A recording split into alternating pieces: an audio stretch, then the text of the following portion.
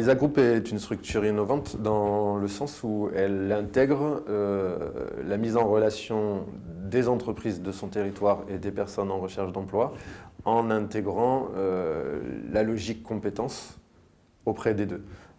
C'est-à-dire qu'on va faire tout un travail avec le chef d'entreprise et réfléchir avec lui, l'interroger dans le cadre de son organisation interne pour essayer de contrer les problématiques de recrutement qu'il rencontre. On va directement aller travailler avec la personne qui est concernée par le besoin en recrutement de façon à décliner tout son poste de travail en compétences.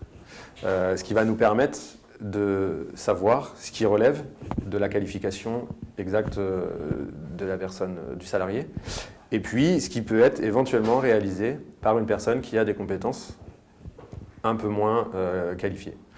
En parallèle, on fait exactement le même travail avec la personne en recherche d'emploi. On s'est dit, c'est extrêmement intéressant d'aller le présenter aux autres, et pourquoi pas essayer de voir dans quel cadre on peut aussi le mettre en œuvre à Isa Group. Pour le coup, on s'est posé collectivement avec les administrateurs, avec mes collègues, et puis on a décliné en compétences chacun des postes qui composaient Isa Group.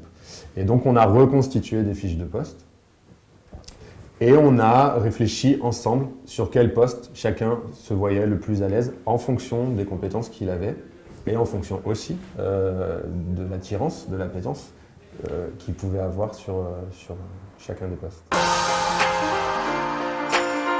Les obstacles, en fait, ils sont principalement sur le temps de sensibilisation du chef d'entreprise. Parce qu'on est intimement persuadé, nous, que cette démarche, elle est innovante, qu'elle permet d'interroger peut-être différemment l'organisation interne de l'entreprise. Mais c'est jamais évident de se dire que l'organisation qu'il a mis en place, peut-être qu'elle peut être améliorée, peut-être qu'elle peut être optimisée. Donc c'est tout ce travail de sensibilisation et de réflexion commune qu'il faut qu'on ait, et ça prend du temps.